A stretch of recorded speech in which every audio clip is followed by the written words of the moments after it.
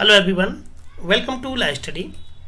आज इस वीडियो के माध्यम से हम मध्य प्रदेश सिविल जज परीक्षा 2019 के प्रश्न पत्र से सिविल प्रक्रिया संहिता वाले भाग से प्रश्नों को व्याख्यात्मक रूप में देखेंगे।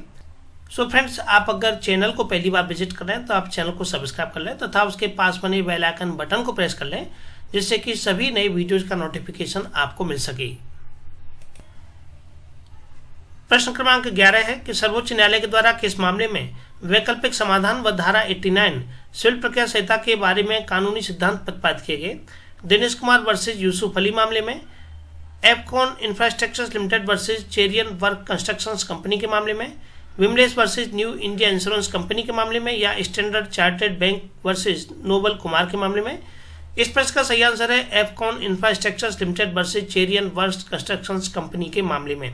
इस मामले में सुप्रीम कोर्ट के द्वारा वैकल्पिक समाधान तथा धारा 89 सिविल प्रक्रिया संहिता के बारे में कानूनी सिद्धांत प्रतिपादित किए गए थे। दिनेश कुमार वर्सेस यूसुफ अली, ये मामला साक्ष्य अर्थात साक्षी की पुनः परीक्षा हेतु द्वितीय अपील में हस्तक्षेप किए जाने से संबंधित है। Vimlesh versus new India insurance company का मामला ये थर्ड पार्टी इंश्योरेंस जो कि मोटर एक्सीडेंट क्लेम से संबंधित था, तथा स्टैंडर्ड चार्टर बैंक बनाम नोबेल कुमार का मामला ये अपील से संबंधित मामला था। प्रश्न क्रमांक 12 है कि आदेश 43 सिविल प्रक्रिया संहिता के तहत अपील निम्न में से किस आदेश के विरुद्ध होगी? आदेश 7 नियम 11 के तहत सीपीसी के तहत वाद का नामंजूर किया जाना, आदेश 22 नियम 9 के अधीन वाद के उपशमन या खारिजी को अपास्त करने से इनकार करने के आदेश के विरुद्ध, या आदेश 8 नियम 1 के तहत प्रतिवादी को लिखित कथन प्रस्तुत करने से इनकार करने का आदेश, या आदेश 14 नियम 5 सीपीसी के तहत वाद के किसी पक्षकार के निवेदन पर विवादकों को काट देने से इनकार करने का आदेश। प्रश्न का सही आंसर है आदेश 22 नियम 9 के अधीन वाद के उपशमन या खारिजी को अपास्त करने से इनकार करने के आदेश के अगेंस्ट आदेश 43 सिविल प्रक्रिया संहिता के तहत अपील की जा सकती है। आदेश 43 नियम 1 का उपनियम के अनुसार वाद के उपशमन या खारिजी को अपास्त करने से इनकार करने के आदेश जो कि आदेश 22 नियम 9 के अधीन दिया गया है के अधीन उसकी अपील धारा 104 के उपबंधों के अधीन की जा सकती है। प्रश्न क्रमांक 13 है कि केंद्र सरकार और राज्य सरकार के विरुद्ध किसी भी डिक्री का निष्पादन तब तक नहीं हो सकता जब तक कि डिक्री समय पूछा गया है कि कितने समय तक तुष्ट नहीं हो जाती है, तो इसकी समय सीमा है 3 महीने। अर्थात केंद्र सरकार और राज्य सरकार के विरुद्ध किसी भी डिक्री का निष्पादन तब तक नहीं हो सकता जब तक कि डिक्री 3 महीने के समय तक तुष्ट नहीं हो जाती है। धारा 82 ये प्रावधान करती है कि केंद्र सरकार और राज्य सरकार के विरुद्ध किसी भी डिक्री के निष्पादन ऐसी डिक्री की तारीख से संगठित 3 मास की अवधि तक डिक्री के तुष्ट न होने पर ही किसी भी ऐसी डिक्री के निष्पादन का आदेश निकाला जाएगा। प्रश्न क्रमांक 14 है कि आदेश 10 नियम 2 के तहत मौखिक परीक्षा का उद्देश्य क्या होता है? तो आदेश 10 नियम 2 के तहत मौखिक परीक्षा का उद्देश्य होता है कि पक्षकारों के मध्य विवादों का निपटारा किया जाए। सही ऑप्शन यहाँ पर इसका ए है। अन्य ऑप्शन में साक्ष्य अभिलिखित करने के लिए, स्वीकृति को संरक्षित करने के लिए तथा इनमें से कोई नहीं, तो सही ऑप्शन यहाँ पर ए है। प्रश्न क्रमांक 15 है कि सिविल प्रक्रिया संहिता से है कि एक पक्षीय डिक्री अपास्त करने का प्रावधान किसमें दिया गया है? आदेश 9 नियम 7 में, आदेश 9 नियम 9, आदेश 9 नियम 13 तथा आदेश 9 नियम 8 में। तो एक पक्षीय डिक्री अर्थात किसी भी एक पक्षकार के अगेंस्ट हो जाना और एक पक्षकार के फेवर में हो जाना, न्यायालय के द्वारा ऐसी डिक्री का पारित किया जाना, उसे एक पक्षीय डिक्री कहते हैं। अपास्त किए जाने अर्थात उस डिक्री को सेटिस्फाइड कराने के लिए पक्षकार के द्वारा न्यायालय में आवेदन किया जाएगा। तो एक पक्षीय डिक्री को सेटिस्फाइड कराने का प्रावधान सिविल प्रक्रिया संहिता के आदेश 9 नियम 13 में दिया गया है। आदेश 9 नियम 13 ये प्रावधान करता है कि किसी ऐसे मामले में जिसमें एक डिक्री किसी प्रतिवादी के विरुद्ध एक पक्षीय पारित की गई है, वह प्रतिवादी उसे अपास्त कराने के आदेश के लिए आवेदन उस न्यायालय में कर सकेगा जिसके द्वारा वह डिक्री पारित की गई थी। अर्थात जिस न्यायालय ने डिक्री पारित की है उसी न्यायालय में उसको अपास्त किए जाने के लिए आवेदन किया जा सकता है। आदेश 9 नियम 8 कहता है कि जहां केवल प्रतिवादी उपस्थित होता है वहां क्या प्रक्रिया होगी, और आदेश 9 नियम 9 कहता है कि व्युत्क्रम के कारण वादी के विरुद्ध पारित डिक्री नए वाद का वर्जन करती है। नेक्स्ट प्रश्न, आदेश धारा 13 सिविल प्रक्रिया संहिता के अनुसार विदेशी निर्णय किन आधारों पर चुनौती दी जा सकती है? धारा 13 विदेशी निर्णय को चुनौती दिए जाने से संबंधित है। उसे पारित करने वाले न्यायालय के अधिकर्ता, अर्थात हम ये कह सकते हैं न्यायालय से कि उस जो निर्णय या आदेश जो पारित किया गया है उसे पारित करने की न्यायालय की अधिकारिता नहीं थी। कपटपूर्वक अभिप्राप्त, अर्थात ऐसा निर्णय कपटपूर्ण तरीके से प्राप्त किया गया है। तीसरा है कि भारत में प्रवर्तित किसी भी विधि के भंग पर आधारित, और ऐसा निर्णय भारत में प्रवर्तित किसी भी विधि का उल्लंघन करता है या उस पर आधारित नहीं है। और इनमें से सभी तो सभी ये ऊपर के तीनों विकल्प जो दिए गए हैं ये तीनों ही विकल्प सही हैं। धारा 13 के अनुसार विदेशी निर्णय को कुछ आधारों पर चुनौती दी जा सकती है, जैसा कि वह सक्षम अधिकारिता वाले न्यायालय के द्वारा नहीं सुनाया गया है, मामले को मेरिट के आधार पर नहीं दिया गया है, अर्थात मामले का जो फाइनल डिसीजन किया गया है वो गुणदोष या गुणागुण के आधार पर नहीं किया गया है, वह अंतर्राष्ट्रीय विधि के अशुद्ध बोध पर या भारत की विधि में से उन मामलों में जिसको कि वह लागू है मान्यता देने से इनकार करता है, वे कार्रवाइयाँ जिनमें कि वह निर्णय अभिप्राप्त किया गया था नैसर्गिक न्याय के विरुद्ध हैं या प्राकृतिक न्याय के विरुद्ध हैं, कपट के द्वारा ऐसा निर्णय प्राप्त किया गया है तथा भारत में प्रवर्तित किसी विधि के भंग पर आधारित दावे को ठीक ठहराया गया है, तो उपयुक्त आधारों पर विदेशी निर्णय को चुनौती दी जा सकती है। प्रश्न क्रमांक 17 है कि सिविल प्रक्रिया संहिता जवाब दावा में विनिर्दिष्ट प्रत्याख्यान किया जाना किस आदेश और नियम में प्रावधानित है। तो सीपीसी का आदेश 8 नियम 2 एवं 4 में, आदेश 8 नियम 1 एवं 6 में, आदेश 8 नियम 3 एवं 5 में तथा आदेश 8 नियम 7 एवं 9 में। तो प्रत्याख्यान किया जाना जवाब दावे में ये आधारित है आदेश 8 नियम 3 एवं 5 में। दो वर्ड होते हैं, एक होता है प्राख्यान और एक होता है प्रत्याख्यान। प्रत्याख्यान का तात्पर्य होता है डिनाई करना, डिनाइल करना। जो तथ्य लिखे गए हैं वादी के द्वारा, जो बातें अपने वाद पत्र में कही गई हैं उनको आप डिनाई करेंगे तो उसे प्रत्याख्यान कहा जाता है, और जब आप उसे स्वीकार करेंगे तो उसे प्राख्यान कहा जाता है। तो आदेश 8 नियम 3 एवं 5 से संबंध प्रावधान करता है, सही ऑप्शन सी है। लेकिन जो भी आप उन स्टेटमेंट को यदि आप कटिंग करते हैं, उनके संबंध में डिनाई करते हैं, तो डिनाई किए जाने के संबंध में आपको अपने पूरे ब्यौरे स्पष्ट करने होंगे कि आखिरकार आप उस कथन से सहमत क्यों नहीं हैं। जैसे कि वादी ने लिखा है कि आपके द्वारा या प्रतिवादी के द्वारा अमुक दिन इस घटना को अंजाम दिया गया था और उसके कुछ चोटें कारित की गई थी, लेकिन आपका कहना है कि आप उस समय वहाँ उपस्थित नहीं थे या आप किसी और जगह थे, तो आपको उसके संबंध में पूरी बात डिटेल से लिखनी होगी। यदि आप ऐसा नहीं करते हैं तो आपकी इन बातों को न्यायालय के द्वारा स्वीकार या माना नहीं जाएगा। आदेश 8 नियम 5 ये कहता है कि यदि वादपत्र के तथ्य संबंधी हर अवकथन का निर्दिष्टता आवश्यक विवक्षा से प्रत्याख्यान नहीं किया जाता है तो नियोग्यताधीन व्यक्तियों को छोड़कर के अन्य व्यक्तियों के संबंध में उसे स्वीकार मान लिया जाएगा। अर्थात यदि आप सही तरह से उनको डिनाइल नहीं करते हैं, उनके संबंध में अपना पूरा अर्थ स्पष्ट नहीं करते हैं, पूरी अपनी व्याख्या नहीं देते हैं उसके संबंध में, तो फिर उसे न्यायालय स्वीकार कर लेगा।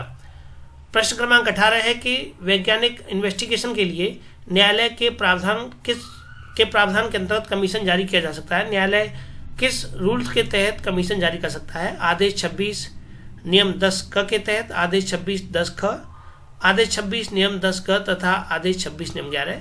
तो न्यायालय आदेश 26 नियम 10 क के तहत वैज्ञानिक इन्वेस्टिगेशन के लिए कमीशन जारी कर सकता है। न्यायालय को यदि ऐसा प्रतीत होता है कि जो मामला न्यायालय के समक्ष चल रहा है और उस मामले में यदि ऐसे वैज्ञानिक दृष्टिकोण की आवश्यकता है और जो न्यायालय के समझ से परे जा रहा है, या न्यायालय बिना वैज्ञानिक दृष्टिकोण की या किसी बिना वैज्ञानिक की राय के उसके अर्थ तक या उसके तथ्य तक पहुंचने में सक्षम नहीं हो पा रहा है, तो न्यायालय ऐसे मामले में कमीशन जारी कर सकता है। धारा 75 और आदेश 26 इसके तहत कमीशन जारी करने का प्रावधान किया गया है। तो आदेश 26 नियम 10 में यह प्रावधान है कि जहां वाद में पैदा होने वाले किसी भी प्रश्न में कोई ऐसा वैज्ञानिक इन्वेस्टिगेशन अंतर्गत है, कोई ऐसा वैज्ञानिक दृष्टिकोण का प्रश्न उसमें सम्मिलित है और जो न्यायालय की राय में न्यायालय के समक्ष सुविधा पूर्वक तरीके से नहीं किया जा सकता है और न्यायालय बिना उस वैज्ञानिक दृष्टिकोण की राय लिए उस मामले को पूरी तरह से सॉल्व नहीं कर सकता है, तो वह न्यायालय कमीशन जारी करने का निर्देश देगा, निकाल सकेगा और ऐसे प्रश्न की जांच करेगा और उसकी रिपोर्ट न्यायालय को कहेगा कि ऐसा कमीशन जारी करते समय कि आप अमुक तथ्य को लेकर के पूरा इन्वेस्टिगेशन करें और उसकी जांच न्यायालय के समक्ष प्रस्तुत करें, जो रिपोर्ट है उसको न्यायालय में प्रस्तुत करें। आदेश 26 नियम 10 भी ये अनुसचिवीय कार्य के लिए कमीशन और नियम 10 सी ये जंगम संपत्ति के विक्रय के लिए कमीशन के संबंध में तथा नियम 11 ये लेखाओं की परीक्षा का समायोजन किए जाने से संबंधित है, किए जाने के संबंध में कमीशन निकाले जाने से संबंधित है। प्रश्न क्रमांक 19 है कि सिविल प्रक्रिया संहिता के किस प्रावधान के अंतर्गत अस्थायी व्यादेश के आदेश को प्रभावोन्मुक्त उनमें फेरफार या उसे अपास्त किया जाएगा। फेरफार या उसे अपास्त किए जाने के संबंध में प्रावधान पूछा है। आदेश 39 नियम 7, 39 नियम 2A, आदेश 39 नियम 9 तथा आदेश 39 नियम 4। तो इसके संबंध में प्रावधान करता है आदेश 39 नियम 4। सही ऑप्शन यहाँ पर इसका डी है कि न्यायालय के किए गए आवेदन, न्यायालय ने जो आदेश किया है, आदेश से असंतुष्ट किसी भी पक्षकार के द्वारा न्यायालय में किए गए आवेदन पर न्यायालय के द्वारा प्रभावोन्मुक्त तथा उसमें फेरफार या अपास्त उसको किया जा सकता है। 39 नियम 2A ये व्यादेश की अवज्ञा या भंग होने के परिणाम के संबंध में। आदेश 39 नियम 7 ये वाद की विषय वस्तु का निरोध, परीक्षण या उनके निरीक्षण के संबंध में, तथा आदेश 39 नियम 9 जो कि भूमिवाद की विषय वस्तु है उस पर पक्षकार का तुरंत कब्जा कब कराया जा सकता है, इसके संबंध में प्रावधान करता है। प्रश्न क्रमांक 20 है कि धारा 152 सीपीसी के तहत निर्णयों एवं आदेशों में संशोधन हेतु आवेदन प्रस्तुत करने का अधिकार किसे होता है।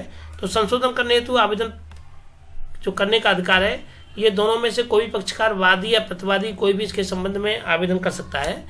व्यथित व्यक्ति कर सकता है, व्यथित व्यक्ति जिसे न्यायालय ने अनुज्ञा दे दी हो, और पक्षकारों में से कोई, पक्षवान से कोई भी, और सरकारी प्लीडर। तो सही आंसर इसका यह है कि पक्षकारों में से कोई भी।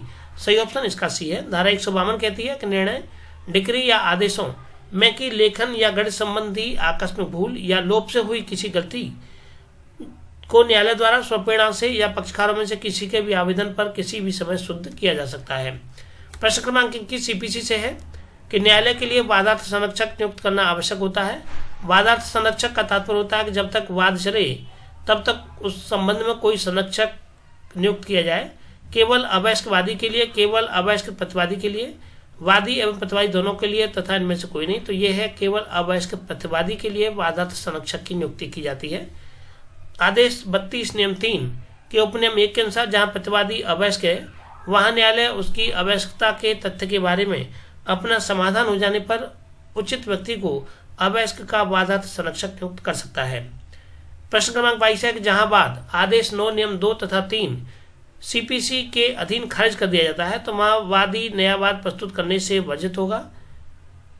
वादी के पास एकमात्र उपचार है कि उक्त आदेश को पास करा सकता है, एकमात्र उपचार है कि नया वाद ला सकता है, और वादी नया वाद परिसीमा अधिनियम के अधीन रहते हुए ला सकेगा, या वह उस खारिजी को पास करने के आदेश के लिए आवेदन कर सकेगा। तो सही ऑप्शन डी है कि वादी नया वाद ला सकेगा या वह उस खारिजी को अपास्त करने के आदेश के लिए आवेदन कर सकेगा। तो आदेश 9 नियम 4 के अनुसार जहां वाद नियम 2 अर्थात खर्चा देने में वादी की असफलता के परिणाम स्वरूप सम्मनों की तामील न होने के कारण वाद का खारिज कर दिया गया है, या नियम 3 के अनुसार दोनों में से किसी पक्षकार के वाद की सुनवाई के लिए पुकार किए जाने पर दोनों में से कोई भी उपस्थित नहीं है, तो ऐसी स्थिति में वाद का खारिज किया जाना है। तो के अधीन यदि ऐसा मामला कोई वाद खारिज किया जाता है तो वह वादी परिसीमा अधिनियम के अधीन रहते हुए नया वाद ला सकेगा या खारिजी को पास कराने के आदेश हेतु न्यायालय में आवेदन दे सकेगा। तात्पर्य है कि 2 कंडीशन यहाँ दी हुई है। 2 कंडीशनों में पहला यह है कि यह दोनों में से कोई भी उपस्थित नहीं है, न वादी है न प्रतिवादी है, तो ऐसी स्थिति में वाद को खारिज कर दिया गया है। या फिर जो कि सम्मन की बात पहले के सम्मन की तामीली के सम्मनों की तामीली न होने के कारण वाद खारिज कर दिया गया है, तो इन दोनों स्थितियों में न्यायालय के समक्ष आवेदन किया जाएगा और आवेदन के बाद फिर न्यायालय उस पर अपना आदेश देगा, अर्थात जो वाद को खारिज किया गया है उस आदेश को अपास्त कर दिया जाए। प्रश्न क्रमांक 23 है कि साक्ष्य के प्रक्रम पर वादी के अधिवक्ता के स्थगन हेतु आवेदन प्रस्तुत किया जिसे एवं साक्ष्य के अभाव में वाद खारिज किया गया था। वादी के पास प्रस्तुत करने का उपचार है नवीन वाद, प्रथम अपील, आदेश 9 नियम 9 सीपीसी के तहत कार्रवाई करना तथा पुनरीक्षण। तो इसका सही ऑप्शन सी है कि आदेश 9 नियम 9 के तहत वह कार्रवाई कर सकता है जहां वाद की सुनवाई के लिए पुकार होने पर वादी उपस्थित नहीं होता है तथा वादी के अधिवक्ता के द्वारा स्थगन हेतु आवेदन प्रस्तुत किए जाने पर वाद खारिज कर दिया जाता है, तो वहां वादी आदेश 9 नियम 9 के तहत खारिजी को अपास्त कराने के लिए आवेदन दे सकता है। प्रश्न क्रमांक 24 है कि विचारण न्यायालय के समक्ष निष्पादन की कार्रवाई में एक व्यक्ति ने सीपीसी के आदेश 21 नियम 97 के अंतर्गत आवेदन इस आधार पर प्रस्तुत किया था कि वादग्रस्त भूमि का सद्भावी क्रेता है, उसकी आपत्ति प्रचलन योग्य है चूंकि वह सद्भावी क्रेता है, प्रचलन योग्य नहीं है चूंकि लंबित वाद किसी भी पक्षकार के वाद की संपत्ति के लेन देन का प्रतिषेध करता है, प्रचलन योग्य है चूंकि उसने स्वतंत्र वाद प्रस्तुत नहीं किया है और तभी सुनी जा सकती है जबकि पक्षकार उसकी अनुमति दें। तो सही ऑप्शन यहाँ पर इसका ए है कि प्रचलन योग्य है चूंकि वह सद्भावी क्रेता है। आदेश 21 नियम 97 के अंतर्गत आवेदन इस आधार पर प्रस्तुत किया गया है कि वह वादग्रस्त भूमि का सद्भावी क्रेता है। व्यक्ति द्वारा की गई ऐसी आपत्ति आदेश 21 नियम 97 उपनियम 1 के अंतर्गत प्रचलन के योग्य होती है। प्रश्न क्रमांक 25 है कि एक पक्षकार को डिक्री के उपांतरण, परिवर्तन या उल्टाव पर यह प्रत्यावर्तित करने जो उसने डिक्री के निष्पादन में खोया है हेतु विधिक प्रावधान है। डिक्री के निष्पादन में जो उसके द्वारा नुकसान हुआ है या खोया हुआ है उसके संबंध में प्रावधान पूछा गया है। धारा 114 के तहत धारा 115, धारा 144 तथा धारा 96। तो सही ऑप्शन इसका सी है, ऑप्शन क्रमांक सी कि धारा 144 के अंतर्गत। धारा 144 ये बताती है कि जहाँ किसी डिग्री के या आदेश में अपील, पुनरीक्षण या अन्य कार्रवाई में फेरफार या उलट दिया जाता है तो पक्षकार डिग्री या आदेश पारित करने वाले न्यायालय में रेस्टिट्यूशन हेतु आवेदन कर सकेगा। धारा 96 ये मूल डिग्री की अपील से संबंधित है। धारा 114 ये पुनर्वालोकन अर्थात रिव्यू से संबंधित है तथा धारा 115 ये रिवीजन से संबंधित है। तो चलिए फ्रेंड्स, आज के वीडियो में इतना ही। इससे आगे के वीडियो में हम संपत्ति अंतरण अधिनियम पर आधारित प्रश्नों को देखेंगे। सो प्लीज आप वीडियो को अधिक से अधिक शेयर करें जिससे कि ज्यादा से ज्यादा परीक्षार्थी इन वीडियो से लाभ उठा सकें। Thank you for watching this video.